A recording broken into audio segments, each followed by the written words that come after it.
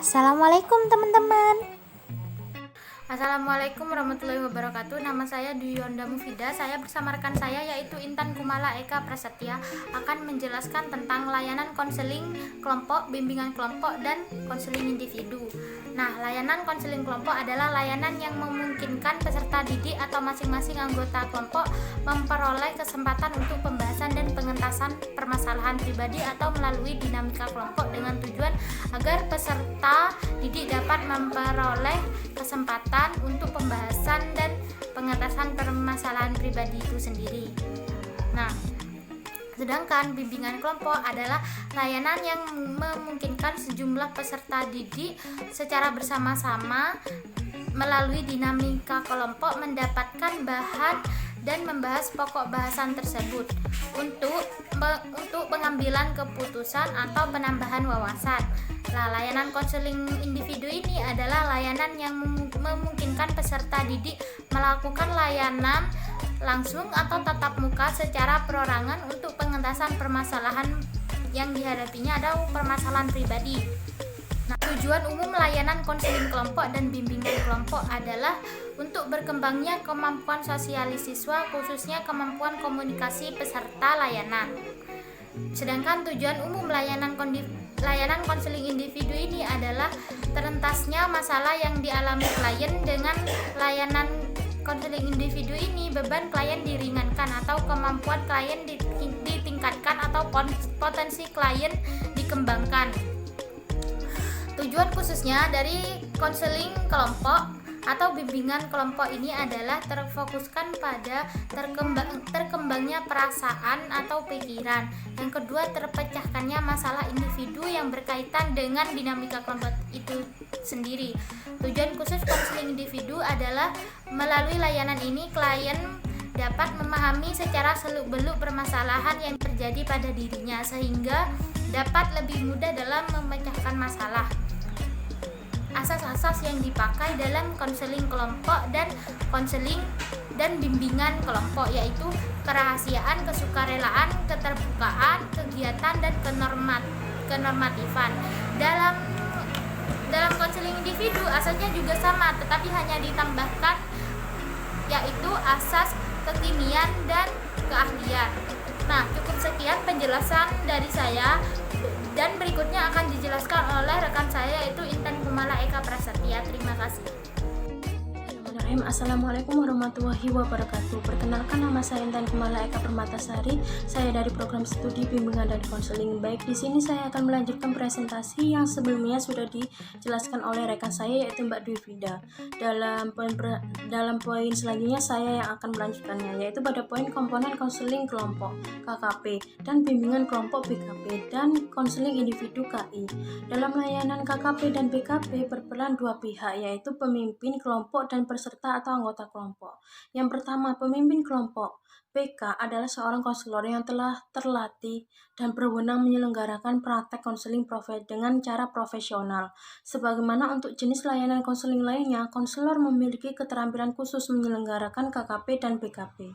Dalam PKKP dan BKP, tugas PK adalah memimpin kelompok yang bernuansa layanan konseling melalui bahasa konseling untuk mencapai tujuan-tujuan konseling. Secara khusus, PK diwajibkan untuk menghidupkan dinamika kelompok di antara semua peserta intensif mungkin yang mengarah kepada pencapaian tujuan-tujuan umum dan khusus tersebut. 2. Anggota kelompok. Tidak semua kumpulan orang atau anggota kelompok individu dapat dijadikan anggota KKP atau BKP. Untuk terselenggaranya KKP atau BKP ini, seorang konselor perlu membentuk kumpulan individu menjadi sebuah kelompok, di mana di dalam suatu kelompok besarnya kelompok dibatasi. Besarnya kelompok atau jumlah anggota kelompok dan homogenitas atau heterogenitas anggota kelompok dapat mempengaruhi kinerja kelompok. Yang selanjutnya, pada poin selanjutnya, dalam layanan KI berperan dua pihak, yaitu seorang konselor dan seorang klien. Yang pertama, konselor adalah seorang ahli dalam bidang konseling yang memiliki wewenang dan mandat secara profesional untuk melaksanakan kegiatan pelayanan konseling. Dalam layanan konseling ini, KI KP konselor menjadi aktor yang secara aktif mengembangkan proses konseling melalui dioperasikannya pendekatan, teknik dan asas-asas konseling terhadap klien. Dalam proses konseling ini, selain konselor menjadi media pembicaraan verbal, konselor juga dapat menggunakan media tulisan, gambar, media elektronik, dan media pembelajaran lainnya, serta media pengembangan tingkah laku. Semua hal itu diupayakan konselor dengan cara-cara yang cermat dan tepat demi terentaskannya masalah yang dialami klien.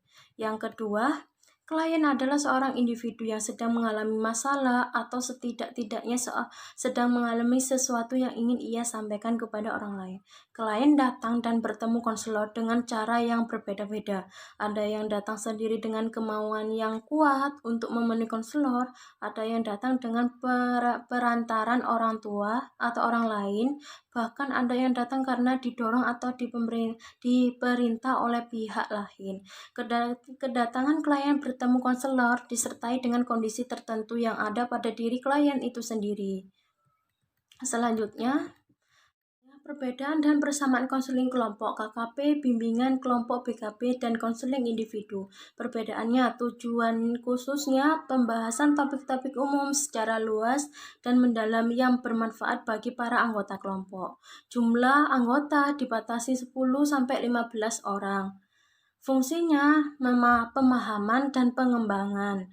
Asas-asasnya menekankan pada asas kesukarelaan, kerahasiaan, untuk materi layanannya, topik bahasan, masalah pribadi anggota, masalah pribadi konseling. Format kegiatannya kelompok kecil dengan 4 tahap kegiatan. Pengaruh kegiatannya memanfaatkan dinamika kelompok. Persamaannya yaitu yang pertama, tujuan umum yaitu untuk mengembangkan pribadi individu tersebut. Yang kedua, pelaksanaannya itu dilaksanakan oleh konselor. Yang ketiga, layanan KKP dapat diselenggarakan atas kesepakatan pemimpin kelompok konselor dengan anggota kelompok. Begitupun dengan KI dapat diselenggarakan atas kesepakatan antara konselor dengan klien. Yang keempat, penilaian terhadap hasil layanan dilakukan dalam 3 tahap, yaitu penilaian segera, like-check, penilaian jangka pendek, lai-japen, dan penilaian jangka panjang, lai-japang. Yang kelima, bahan pembicaraan menyangkut bidang akademik, bidang karir, bidang pribadi, dan bidang sosial. Baik, sekian dari kelompok kami. Apabila ada tutur kata yang salah, mohon dimaafkan. Wabillahi taufiq wal hidayah. Wassalamualaikum warahmatullahi wabarakatuh.